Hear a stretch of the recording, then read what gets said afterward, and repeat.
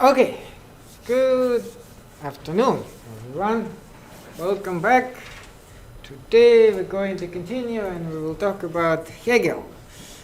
Before we do, though, let me remind you that I posted attendance and participation grade for you guys based on the current attendances and participations. So if you go on Canvas, you will see it there. It's not final, right? Because we're not done yet. I just wanted to kind of send you a message, let you know what's happening with this. Most students did pretty well on that, but not everybody, because some students are not showing up either at all or very irregularly, and that is mainly based on the attendance. So since attendance in this class is important, that is an important part of the grade. You can still make it better if you continue attending nicely for the remainder of the class. I will still take attendance several more times at least, and then based on that I may bring it up, or vice versa. If you stop attending, I can bring it up. But the point of this story is make sure to continue attending all the classes. It's more like a marathon than a sprint, right? You need to keep it going until the very end, and then when we are done, then we are done in May. Not in September. In May we will be finally done, and then you can relax. But until then, try to make sure that you are attending every class. Otherwise, even if you do well on the exams, most students do well on the exams, so in that case the attendance and participation will be making a difference between getting an A or getting something lower than an A. And don't forget the exam is coming up, although we still have one more lecture before the exam, which we will do on Thursday, but on Tuesday there's already the next exam. So we are almost complete with the review, but not yet, because we still have two lectures on Hegel. Once again, next time when we go through the lecture, at the end of the lecture, I will add a few more questions which you need for the exam, and then all the questions will be complete, and I will also send you the list of all those questions, which are quite a lot, but if you keep in track, that's, again, not going to be that difficult. And that will be the last exam before the final. But remember, final will be in person here. You will need to do it on a Scantron, and there will actually be some of the questions from the previous reviews. From this review, from the previous review, and from the first review, as well as some new questions. So you will need to kind of go through all of them and make sure you understand them and remember them. And that is another big part of the grade which can make it or break it for many students. Even if you're doing great, but you do really badly on the final, that can bring you down to, I don't know, a C or even worse than that, depending on how bad. But if you do well on the final, then it'll be all done and you can enjoy your summer. Okay, let's review Kant. Kant is very important to understand Hegel.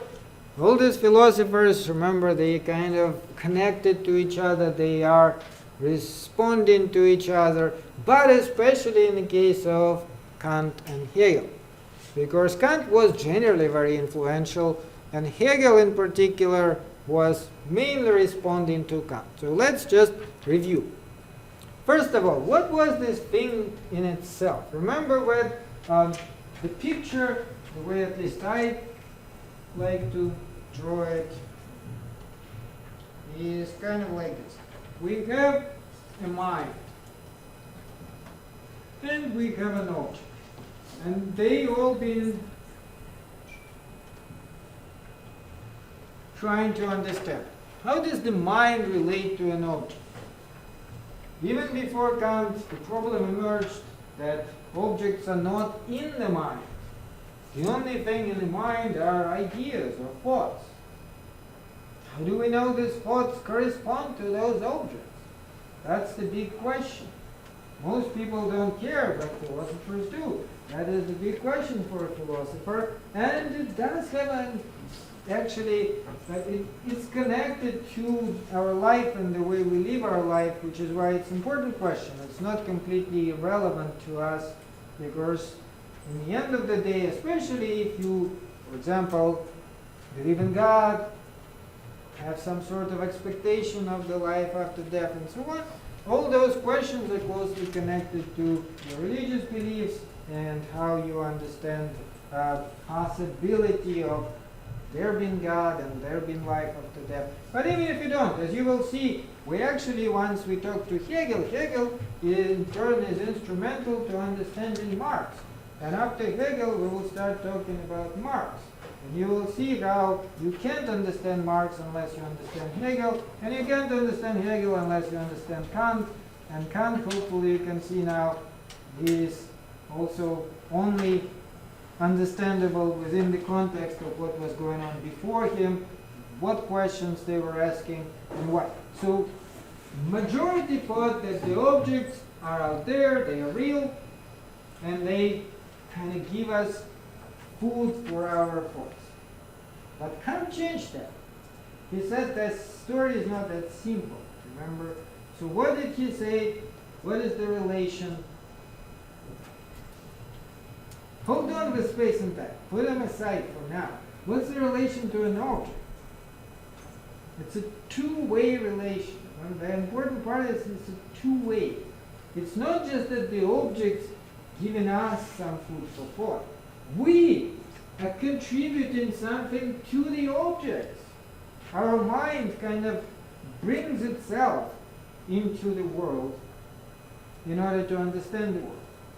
So while the objects really are there, the way we perceive them is distorted in a way.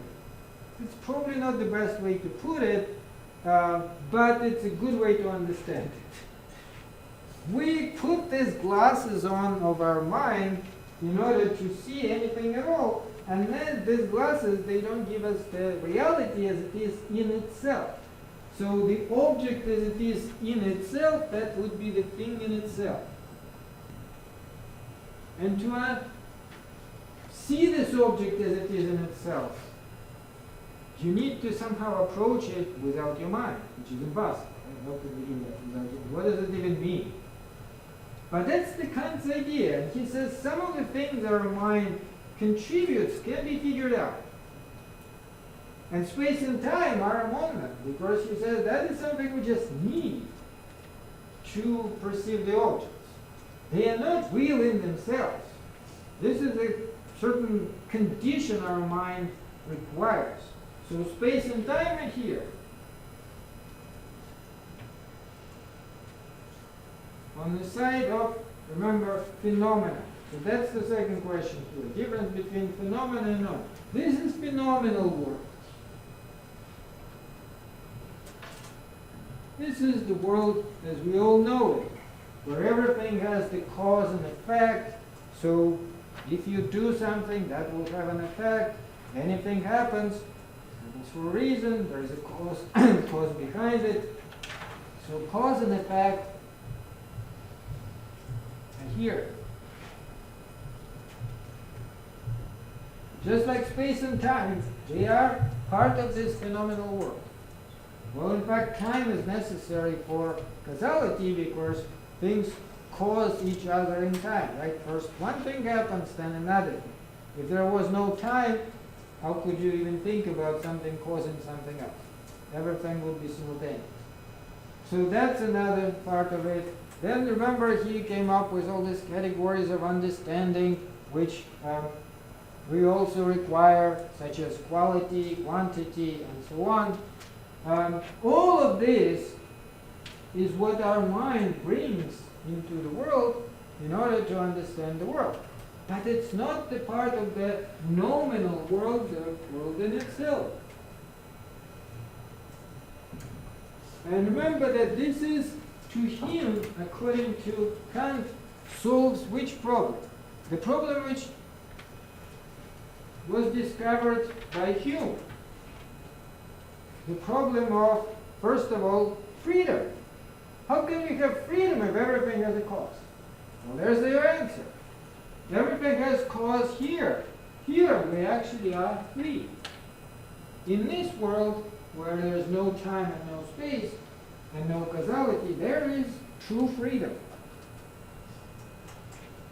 Similarly, where do you put God here? Remember that is this, what they say, like when somebody tries to, in a very simplistic way, argue that there's no God, they say, well, the spaceman has flew into the space and they didn't find God. Where God can be? What is he, on Mars or something? There's no God on Mars, we went there too. Check. So what's the answer? Well, he's not part of this world at all, but he is here. This is where God is. And we, as human beings, are not just objects, too. Right? We are not like a chair. So we actually also are part of both worlds. Our true self, the ego, is here. That's why we have true freedom. That's why we are not determined in what we do by laws of physics. Laws of physics do not tell us what to do. Laws of morality tell us what to do, but those are our self-inflicted laws, you might say. We ourselves control ourselves in terms of morality. And that's his morals, right? You remember, he says this categorical imperative, which all of us should follow: do everything as if you want it to be the universal law. Do you want it to be the universal law that people steal from each other? Then go ahead. But if you don't want the other people to do it, and you still doing it, you're contradicting yourself. You can, because we are free, right? So you can do whatever you want. But it's just stupid. That's just stupid to do it in this way. And remember, he also said that based on this, we can presume that there is indeed some sort of internal life, and you will eventually be made responsible for everything wrong you do. You can't place it into phenomenal world. It seems like in the phenomenal world, once your life is over, the physical process ends, and you are nothing but dead body. But since we are also here in that world, that does not affect us. So here he saves our soul and says the soul is indeed real. The soul is that part which is outside of space and time, and it is never dies, because you cannot die outside of time. Where does it even mean? So that is kind of Kant in a nutshell. Then antinomies. Remember, what was the point of his antinomies? What are the antinomies?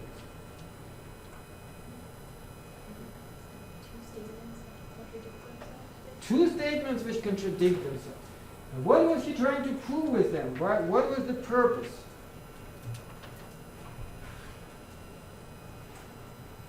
Remember the computer analogy, the computer running Windows 95 or something?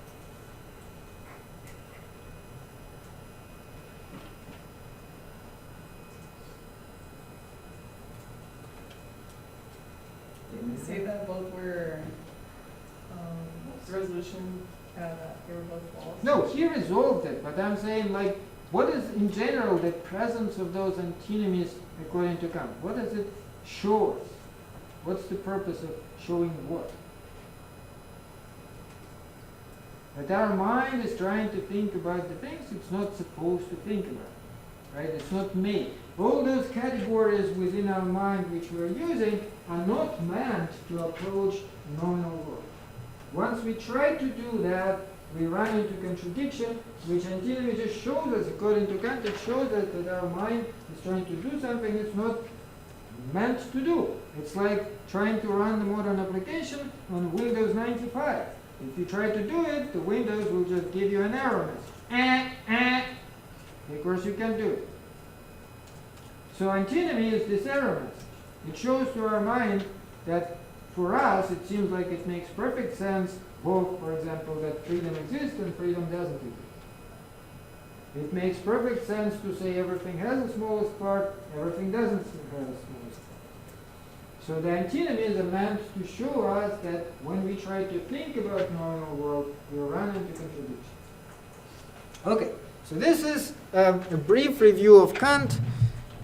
And now we are getting into Georg Wilhelm Friedrich Hegel.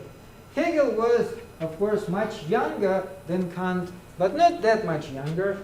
He theoretically could have been Kant's son. He was born in 1770. Remember that the Critique was actually published after that. In fact, when Kant's Critique was published, Hegel was a teenager, and then he read it later on when he attended Tübingen Academy. But he lived quite a bit longer than Kant. Kant died in 1804, I think. Hegel died in 1831, so like almost 30 years later. So they overlap partly, but Hegel is much younger, and he did kind of react to Kant. So he was born also in Germany, in different part of Germany, Stuttgart, taking advantage of the state-sponsored education. He entered Protestant Theological Seminary. That actually at the time was one way for them to get education, because education was also not free. However, there was a workaround. If poor folks wanted to get education, they had to study theology in order to become priests. The government in Germany was paying for that. As long as you want to be a priest, the government was okay paying for your education. Not if you want to do something else, but if you want to be a priest, that's okay. So he actually did attend the University of Tübingen, also studying theology mainly. After he completed his study, he got a dispensation not to do theology. So basically, another problem which arose at the time, so many people were studying to become priests, but there were too many priests. So if you finished your free education to become a priest, you could ask for dispensation and tell the government, may I do something else? Because I mean, there's so many priests already.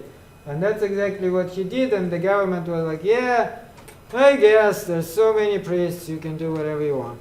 So he kind of got around having to pay for education by basically obtaining it for free, and then didn't have to become a priest.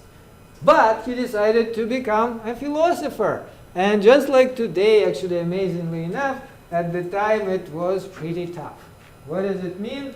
Lots of people had degrees in philosophy, but there were not that many jobs for philosophers. So he did struggle for a while. His younger friend, Schelling, who is also a well-known philosopher, we're not talking about him because he's not as important as Hegel, but actually he is a big philosopher in himself, was a lot more successful. Schelling got a chair of philosophy in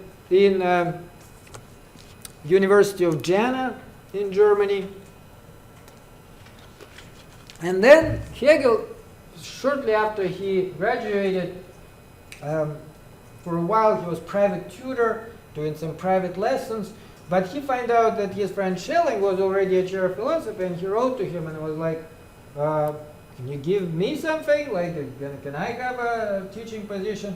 And Schelling said, sure, come over to Jena, I'll give you an opportunity to teach.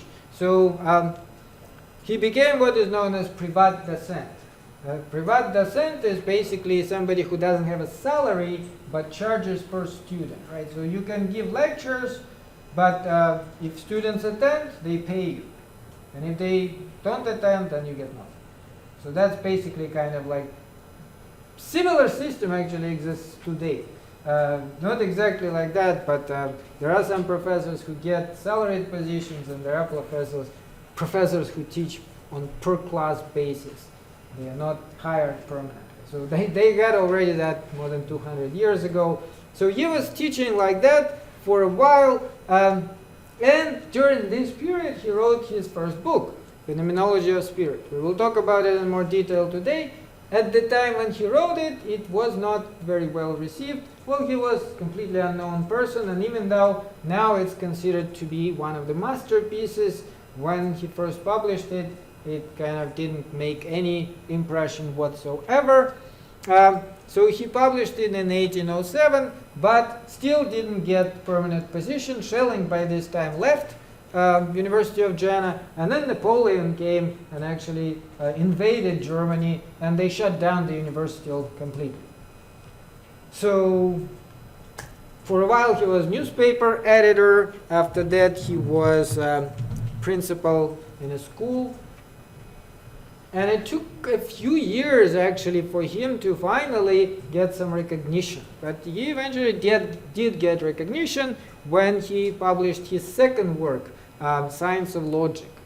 Now that one actually did have quite a bit of an effect, and as a result he immediately got offered first a chair of philosophy at the University of Heidelberg, but literally a couple of years later another offer came from the University of Berlin, which at the time was the most prestigious university in Germany, and this is finally he triumphed. At that time he was actually over 40 years old.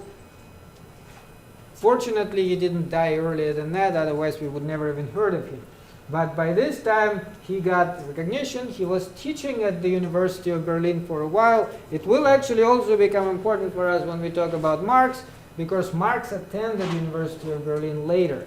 He was not a student of Hegel, but he came there a few years after Hegel.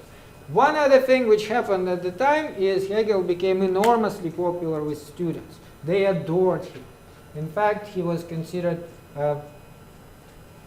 one of the best philosophers and professors in the entire Germany. Students were taking notes. Some of his students' notes have been later published in books on their own, because not everything he did, he published himself.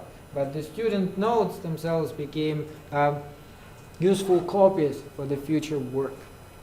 And finally, 1831, they had a cholera epidemic, and well, whether he died of cholera or not is not entirely clear, because now they actually think that may have been something else, but it seemed really like it was cholera. Cholera epidemic in Germany at that time was kind of like COVID for us. They shut down everything, but the problem was, since it's like 200 years ago, they had no idea how to stop it.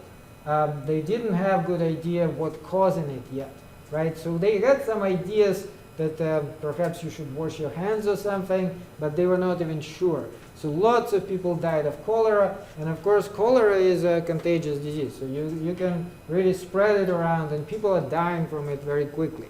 After we got modern medicine, we have gotten rid of diseases like this, so now you almost never hear about them other than like happening in Africa or something. But back then it was every few years they would get these kinds of epidemics, and a lot of people would just die. So he died during the epidemic, which is why initially everybody thought he died of cholera, but it seems like it may have been some sort of digestive problem rather than cholera. Either way, we can't, of course, find out for sure now, because it's been a long time. His body has been decomposed a long time ago. There's nothing to check. At that point, he was 61 years old, so he could have lived longer, but still, that was long enough. So let's talk about the phenomenology. It was long enough in the sense that he was able to produce so much work and so much rich heritage that we can study him and know things about him. But of course, like ideally, everybody would want to live more than 61, right? 61 is not that much. So back to phenomenology. Like I said, it was published in 1807. It's the first presentation of his system. Prior to that, he did write some stuff. There was some stuff even before that. But phenomenology is considered the first serious work. And after that, whatever he wrote after that didn't really step aside from the ideas in phenomenology. It was more like expanding on them than anything. In fact, at first he considered phenomenology like an entry gate to his philosophy. Everybody who wants to understand him should start by reading phenomenology. And by the way, I send you a message on the reading for next time. That's from phenomenology. It is a little difficult, but I really want you to read it because we will talk about it in more detail. It's instrumental to understand Marx, first of all, and a lot of other things which we all kind of need to understand how we live and what's going on around us. So for this reason, do your best. If you don't understand it, just go through it, read it, and then when we start talking about it, hopefully you will understand it. Because you will remember some things from what you read. Okay, so what else was going on with phenomenology? It starts with this question which philosophers have been wondering about for a long time. What's the criterion for our knowledge? What can we rely on to make sure we really do know things? We really know when something is out there in front of us. Basically, his answer is we don't need this kind of certainty. Reality provides the answer itself. You can just rely on the reality. So you can begin literally anywhere. This is a quote. Consciousness provides its own criterion from within itself, so that the investigation becomes comparison of consciousness with itself. What does he mean here? Well, that relates to this problem, right? And I will explain what specifically he's trying to say using this example. But the idea here is we don't have to worry too much about whether the object is really out there and what is it like. Why not? So inadequate conception of knowledge will fail on its own. What does he mean? Well, let's say, remember, I think we already mentioned that, was it in a different class? Why do I care whether there is water in this bottle? Why do I care? Why do you think I care? So you can drink it? Yeah, because I drink it. Not just so that I could drink it. I actually do drink it, so if it was gasoline or something, what would happen? Well, maybe hopefully not that bad, but it certainly would not be the intended result. Instead of satisfying my thirst, I would end up in a hospital, which of course I don't want to do, right? So that's why if I have an inadequate concept about what's in my bottle, the reality will tell me. And that actually applies to literally everything. Why do we care whether there is a table in front of us? It's not some abstraction. It's because every once in a while we may need to write on something, and then we will need to have a table. Why do we care whether there are chairs? What do you think? Because you need to sit down every once in a while, and there better be a chair. What happens if you have an inadequate conception? Let's say I believe there is a chair right here. What do you think will happen? Well, I'm not going to try it, but you can take a wild guess. I'm probably going to collapse on the floor and keep my head on the wall, because there's no chair. So that is something which is self-correcting. That is like most fundamental of his ideas. So how is the mind related to reality? Epistemologists from Descartes to Kant made a sharp distinction between a mind and an object. Now Hegel actually erases this distinction. He says the object is part of the mind and the mind is part of the object. So that is his answer here. He is an idealist, but he is a different type of idealist. We will talk about his idealism next time, but that's the point. He says this is the error our minds constantly performs when we start making this sharp distinction. Either something is finite or infinite. Either something is one or there are many things. Either we're free or everything is necessitated.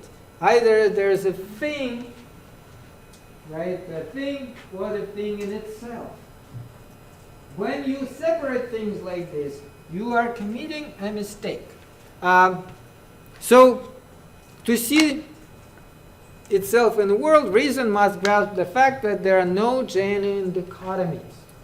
Dichotomy is a choice of two. When we always try to think of everything as this choice of two, there's these two separate things.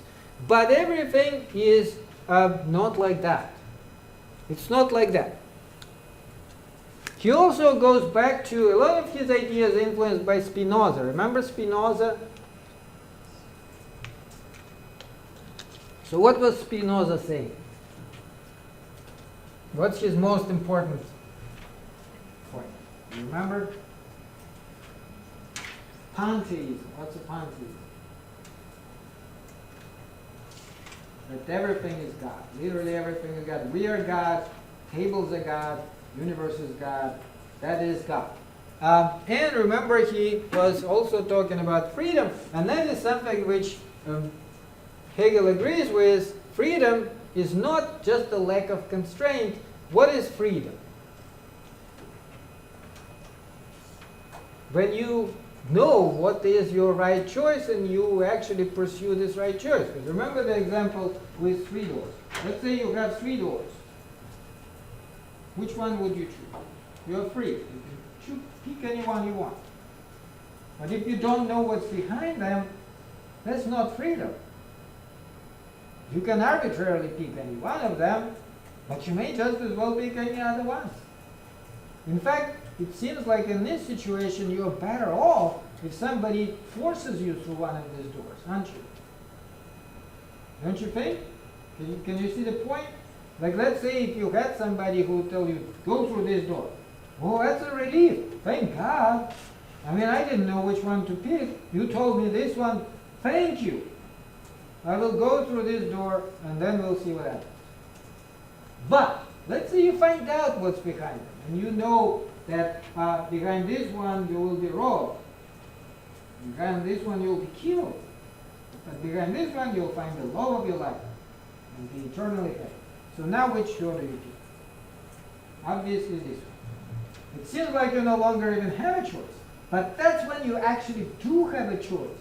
Because now you know which one is the right door for you. So Hegel accepts this idea. To him, freedom is realized necessity.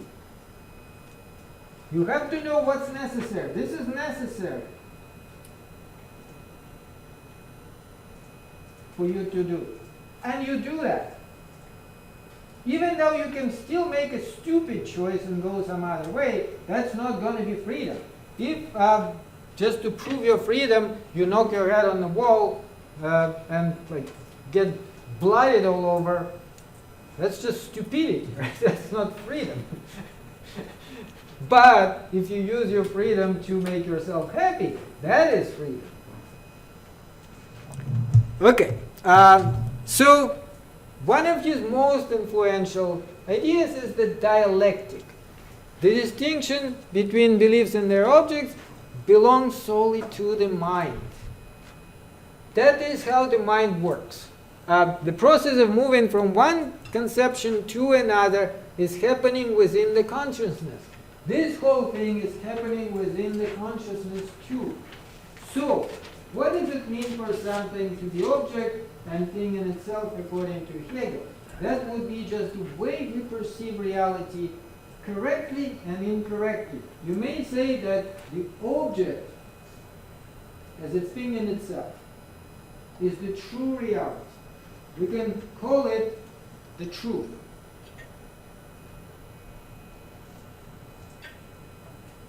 So that would be the truth. Now that would be then what? The falsehood.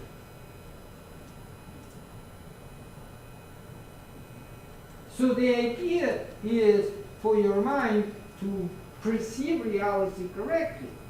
And that is not the case. Because we don't perceive reality correctly all the time. Right? We all know that. We constantly do something which we are not supposed to do.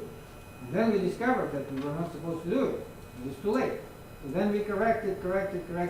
That's how the life is though. That is part of the entire thing. So you first have some conception of reality. Then you act on it. You do something following this conception. Then you get burned. And then you change your understanding of reality. And hopefully that becomes better. So what actually happens then is after you get burned with this, you have a slightly different conception of reality, which is still wrong. Then slightly different, which is still wrong, but better. Another conception of reality, still wrong, but better. But the idea is to get here, to get to the truth. And that is how he kind of explains this entire process. So the antinomies are just, according to Hegel, showing us that this is indeed how our mind perceives reality. And there is nothing wrong with that. It's just that we have to understand that any idea we have always has its opposite. And we need to reconcile it. That's how ideas normally work. The idea work through this process, dialectic process of conflict and opposition. No matter which idea you have. It's actually a very simplistic way to present it, but it's effective way. And this is how Marx will understand it. So first you have a thesis.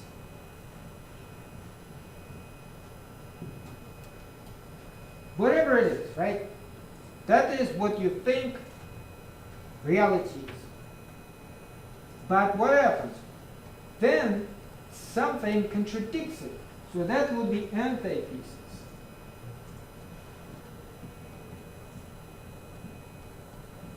To any thesis, there will always be an antithesis. But then your mind finds solution to this problem through synthesis.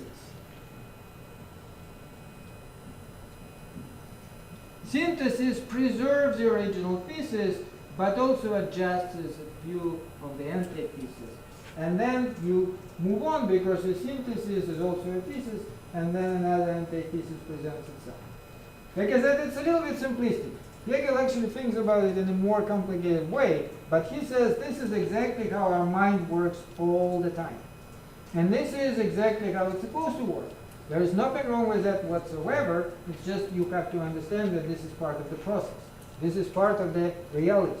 You can never have a thesis which would not find an antithesis to contradict it. So contradiction itself is nothing bad. It's actually good, because to anything there should be a contradiction. Otherwise there'd be no development. You wouldn't get anywhere. So that is to him normal process of development of reality. According to Hegel, like I said, this thesis and antithesis synthesis is too simplistic. He thinks that sometimes idea has contradiction right there within itself. It's like a little mine hidden within the idea, which will blow it up eventually. Sometimes two ideas could be complementary to each other. So one idea doesn't work without the other. And so on. It's difficult to explain exactly. He goes through it in logic in more detail, but we're not going to go through all the detail. So these are the three stages of development of ideas, development of our thought. First, we have some finite determination. We think of things in a simplistic way, like some things are good and some things are bad. Right? That's the easy way for us. But then there are opposites of these fixed determinations which always emerge. Whatever you think is good is also somewhat bad in some other way. And whatever you think is bad is also good in some other way. Right? And that leads you to use your reason to comprehend unity of determinations and dissolve them and transition to the next stage. That's the process of the mind. This is how the mind works. Hopefully, you can then eventually reach the absolute truth. What exactly is the absolute truth? When all oppositions are removed. Whether it is achievable, that's a big question. Actually, Hegelian scholars are wondering about. Did he ever mean that we can actually reach the truth? Or is it like asymptotic process? You know in math what asymptotic means? Does anybody take algebra? How can they do it in pre-calculus? No? Asymptotic. So basically asymptotic means, like let's say this is the certain barrier. Asymptotic means it gets closer and closer and closer and closer and closer and closer, but never touches. So it eternally kind of gets closer and closer. So if you continue it forever, you'll see that it will forever get in closer, but will never touch. So that's what asymptotic means. So that's how we get to the truth, right? We never really get to the truth, but we can be closer to the truth. And closer and closer and closer. Whether we can really get to the very truth, that is an open question. Nobody knows. I'm not sure Hegel had one simple answer to this. But he called this absolute truth the concept. The concept. When you reach the concept, that's when you know the truth, which actually is also referenced in the Bible, the New Testament. In John 8:32 rather, it says, "Then you will know the truth, and the truth will set you free." Seems like confusing, but if you understand Hegel, you understand what that actually means. How does the truth set you free? You know the door. You're supposed to go. And once you reach that door and you know you're supposed to go to it, that is a true freedom. Remember, because freedom is not just to have no restraints. Freedom is knowing what is the correct way to go. So that here would also be the truth as this nominal object, which is, by the way, where God is. So Hegel is kind of well, he did study to become a priest. He knows Bible very well, and his first project was actually to try and reconcile Christianity with philosophy.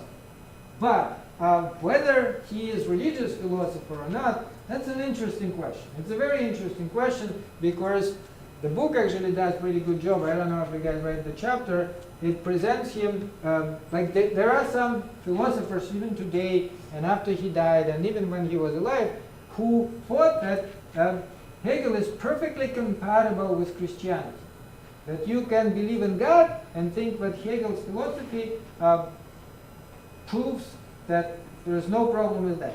And there were also other philosophers who thought, no, Hegel contradicts traditional religion and he is in fact very ungodly.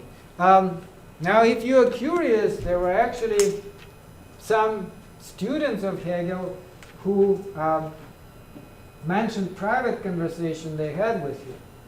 So that is never written, but according to these conversations, well, one of them in particular, when they were talking about eternal life and whether there will be a reward there, Hegel supposedly said something like, "So what? You are not you don't think it's a reward enough not to kill your grandma. You also want to get a prize for it after you die, right?"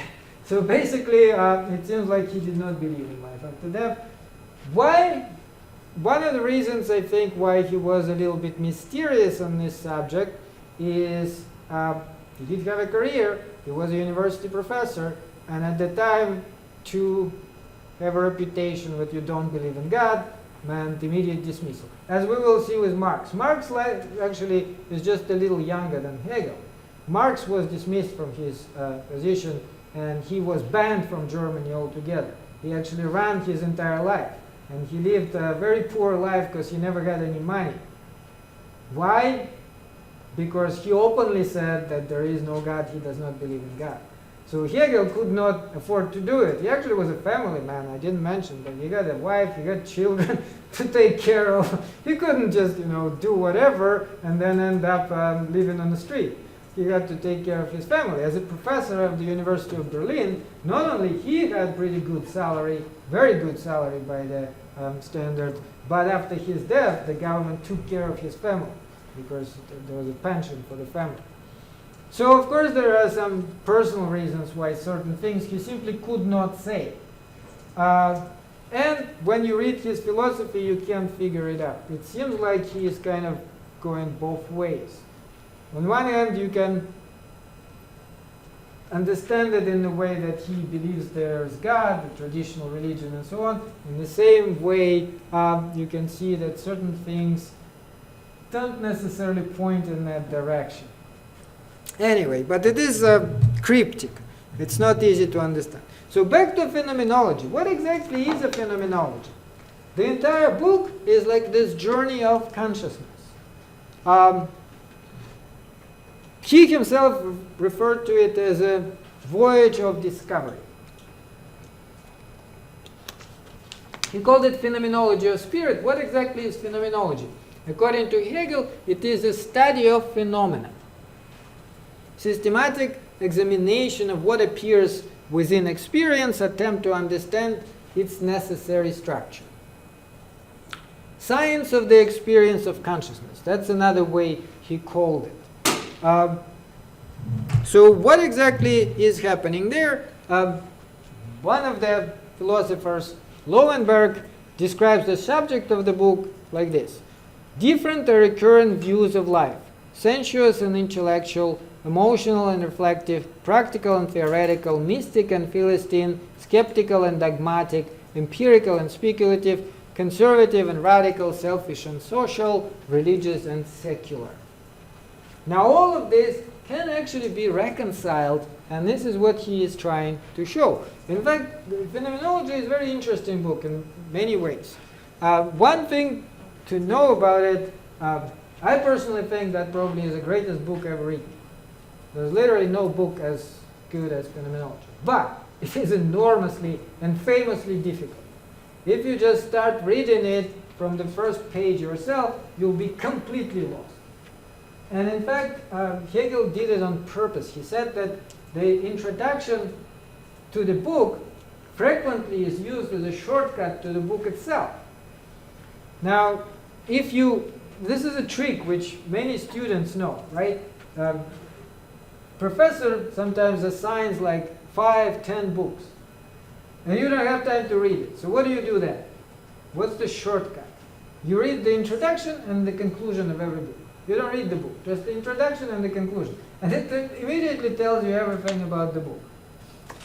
Now Hegel knew that. He was a student and then he was a professor. So he wrote the introduction in such a way that if you try to read it, you're not going to understand anything at all. You'll be completely confused. The only way to understand the book is to read the entire book from beginning to end. And that's like, obviously, quite a bit of work. His language is also very difficult. And no matter how you read it, even in German, original German, it's hard to understand. Translations are even worse, because then you have to like somehow reflect it in a different language. But the point there is very, very interesting and important. So what exactly is happening? First of all, phenomenology of spirit. Whose spirit? What is the spirit? What is this exactly? German word, by the way, is Geist. Geist in German means spirit. That's one way to translate. It also means mind. Mind is translated in German, from German, as Geist. Whether he talks about the mind or the spirit, that's a question. Some actually translators translated the book as Phenomenology of Mind rather than Phenomenology of Spirit, but it seems like that's not exactly what he means. He talks a little bit about something more than just our mind, although our mind is definitely part of it. So he tries to show the movement we make. Well, there's 3 ways to look at it, really. One of them is the movement our mind makes within life, starting from the beginning and towards the end. The way we understand reality as children, then the way we understand reality as adolescents, then adults, and I don't know about old people, but at least adults, right? That is one way to think about it. So he starts with this very simplistic, childlike attitude which you can have towards the objects. And it seems like it's the easiest and the most correct one, right? When you just have an object in front of you and accept it for what it is without any kind of categories of thought. It's like immediate self-certainty. But it turns out that if you accept this, and the way he writes is like if he accepts it himself. And then that leads you to contradiction because you really can't understand very much in this way. You don't understand, like, if, just to give you an example, you see the table in front of you, but in order to understand that this is actually a table and not some blob of light, what do you need to do then? You need to start using the concept of a table. You need to separate it from the carpet, the chair, and so on. And that is something your mind constantly does. That actually is based on Kant's idea. But Hegel shows that this is inadequate, and then you will need to move on to the next stage. You need to use some universal concepts. If you don't do that, then this simple apprehension of the object is not going to work. It's not going to give you anything. You wouldn't know what to do with it. So that's like next step. But that also is not enough. Because other than those concepts, what else is needed to understand reality?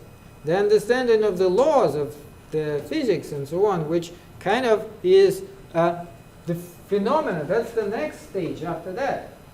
Otherwise, again, you will kind of hit this wall when you will not truly understand what is happening. And he rejects the distinction between phenomena and nomena. He says there is no such thing as phenomena and nomena. The whole thing is the same. It turns out that behind the so-called curtain, that's the quote, right? This is the curtain. This is what separates an object from a thing in itself. Behind the so-called curtain, which is supposed to hide what is inner, there is nothing to be seen. If we ourselves do not go behind it, and one can see something behind the curtain only if there is something behind the curtain to be seen. So it's just us.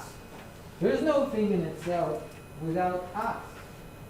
And if we don't exist, there is no thing in itself at all. So to him, this is a nonsense concept.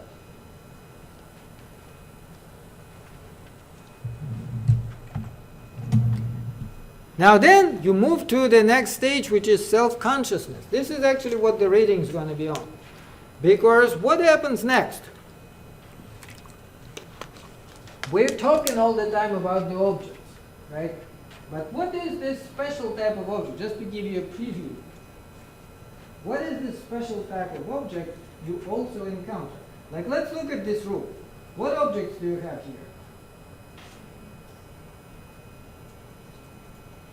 Tables, chairs, what else?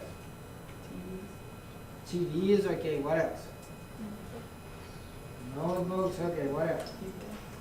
People. And there is a huge difference.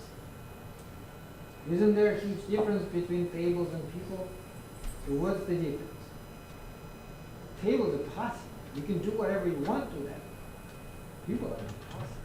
You can't do whatever you want to them. They do things to you. So that's actually on the reading. Like, I'm not going to go further into that, but that's the idea, right?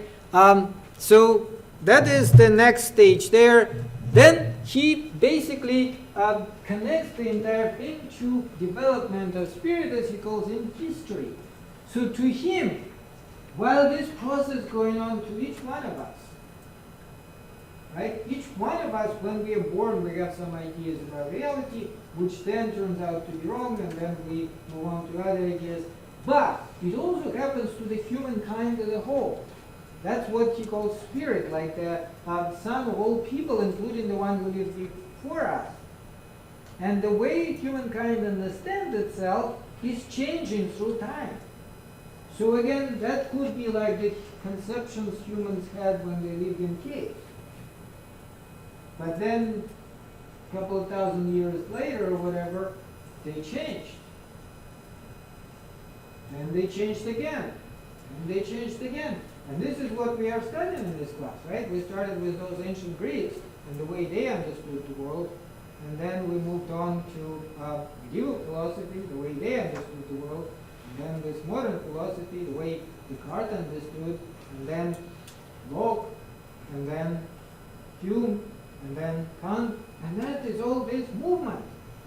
So historicism tells us that the mind can move from inadequate conception to more adequate throughout history.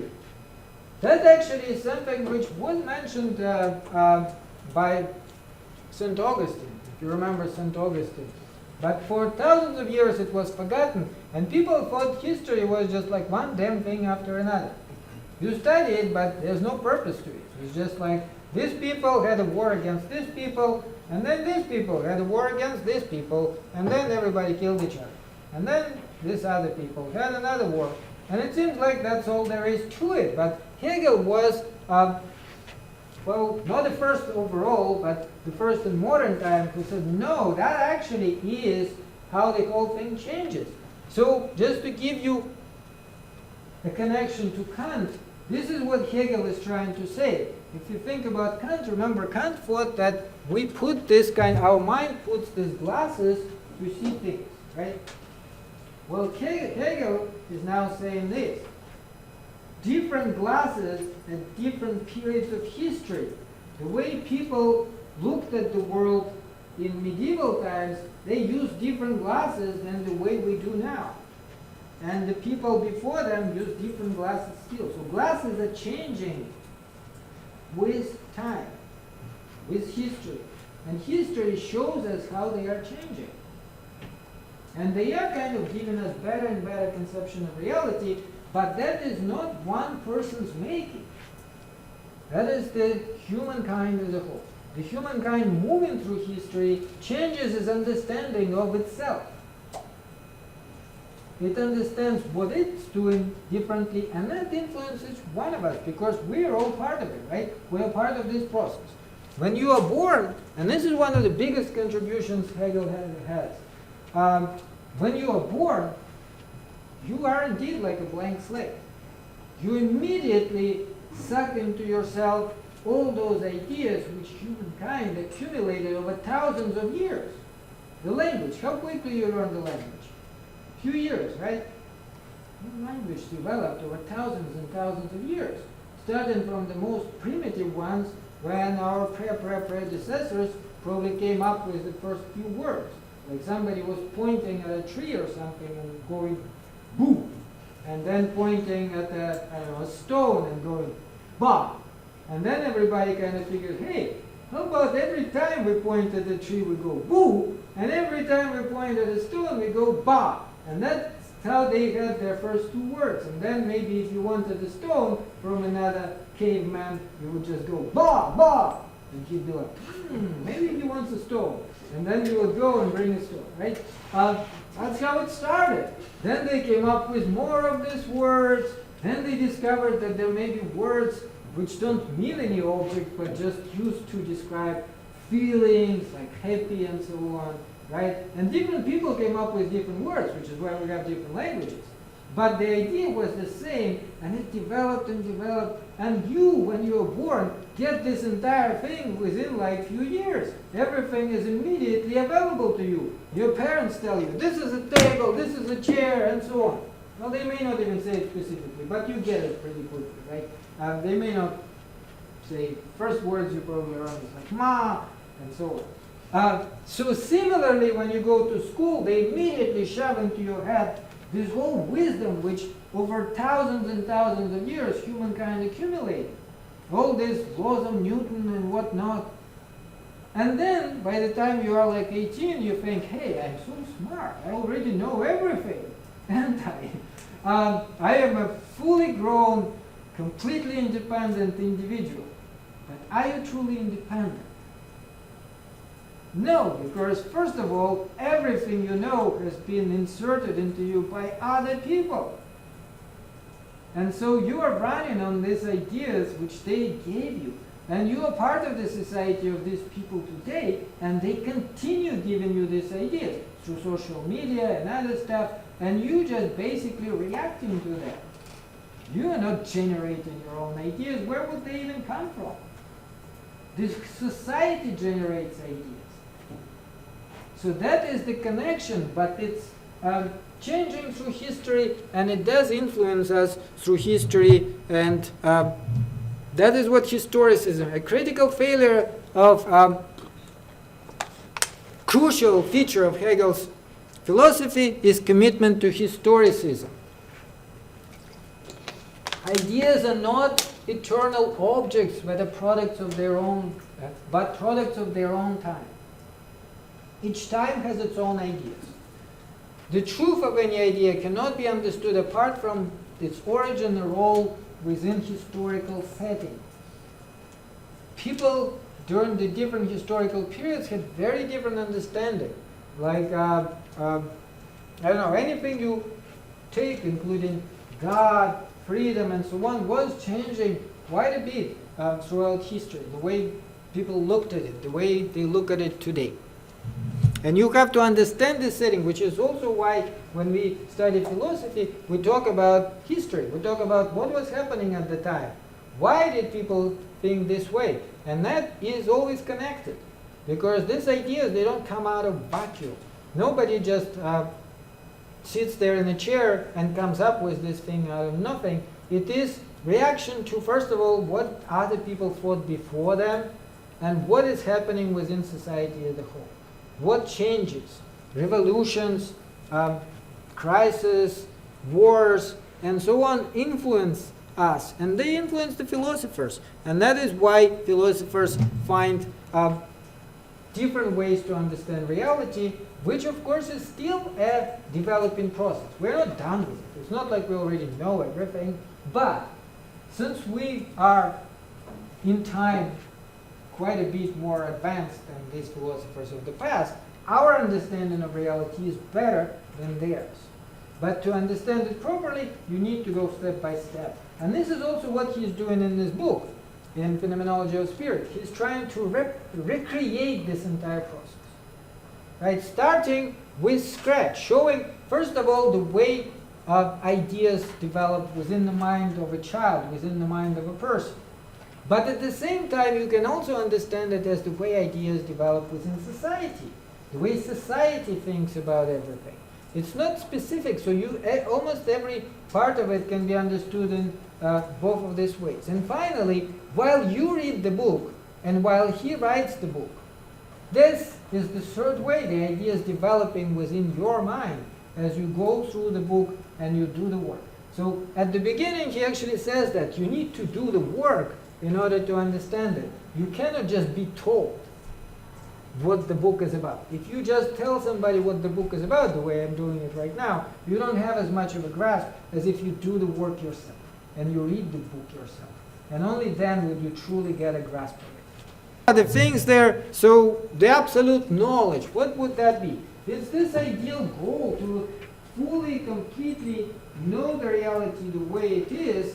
And this is where consciousness constantly strives towards. Because let's face it, we all go through this, right? You have an understanding of reality right now. Is it the same that you had 10 years ago? No. What you have now is probably much better. What do you think 10 years from now? Would it be the same as now? No. So it will continue moving. At each point you think that the way you understand reality is the correct one. Because that's a natural assumption, right? Why would you think what I believe now is wrong? If you believe what you believe now is wrong, then you should believe something else. But at the same time you have a feeling that perhaps some of these things could be wrong. And then when I grow up and know more, I will have to change them. And that is true. So it does seem to be like moving towards this absolute knowledge. Is this absolute knowledge ever achievable? Probably not. But we can still hopefully do better all the time. And the same thing with society. Are we done? Do we have perfect system? No, clearly not. Hopefully we still can come up with something better, which is where Marx came in. He actually was trying to suggest specifically what could be better. But you may disagree with Marx on specifics like what system is better, but hopefully you can all agree that we could do better. At least some things could be improved. We don't live in a perfect society. There's definitely certain things in this society which we still would need to work on. And that is the constant process. It seems like you, again, it's like asymptotic, but you can never, can you reach this perfect society where everything is perfect? Probably not. But you can always do a little better, a little better, a little better, and then a little better still. And that's the idea, right? So we are striving towards this absolute knowledge, and the goal of the philosophy is the point where knowledge no longer needs to go beyond itself, where knowledge finds itself, where the concept corresponds to the object, and the object corresponds to the concept, which would be this. Is it achievable? We don't know. But we are trying to get as close to it as possible, even if it's not completely achievable. So that is what is known as coherence theory of truth.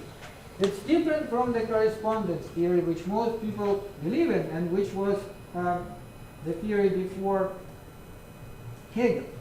So what is correspondence theory? It's the theory that our concept of an object corresponds to the actual object. So we, when I believe there is a bottle on the table, there actually is a bottle on the table.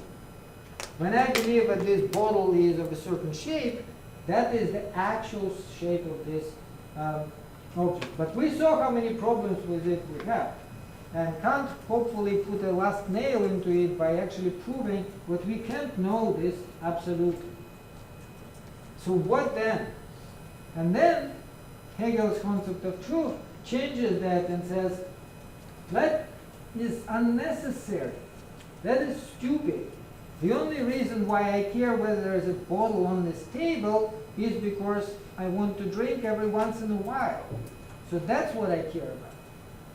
Right? So as long as your ideas work together well and you achieve what you want to achieve, which is evidence, that is enough. You don't need to know whether there really is a bottle on the table. What you need to know is when you do this, you're no longer thirsty, and you don't go to the hospital, right? And that applies to everything. Like, we don't have knowledge for the sake of knowledge. For example, when I talk about, remember, whether there are students in the classroom next to ours, do we care? Does anybody here care? Anybody? No, we don't care, right? So for us, this knowledge would not mean anything, which is why we never even bothered to find out. But suppose it mattered for us for whatever reason. Suppose, like, maybe I could tell you, if there's nobody in that classroom next to ours, everybody probably went home. So we're going to go home then now. Now it matters, right? So then we would try to find out, and we would try to find a way to find out, and the result of that would have an actual consequence for us. And the same thing with everything in life. Any knowledge you have has a purpose. If it doesn't have any purpose, then you don't need any knowledge. It's a waste of time. Why would you want to know whether there are students in another room if you don't need it for any reason whatsoever? It's just completely useless trivia. And that's why we're not even bothered with that. So that's the coherence theory of truth.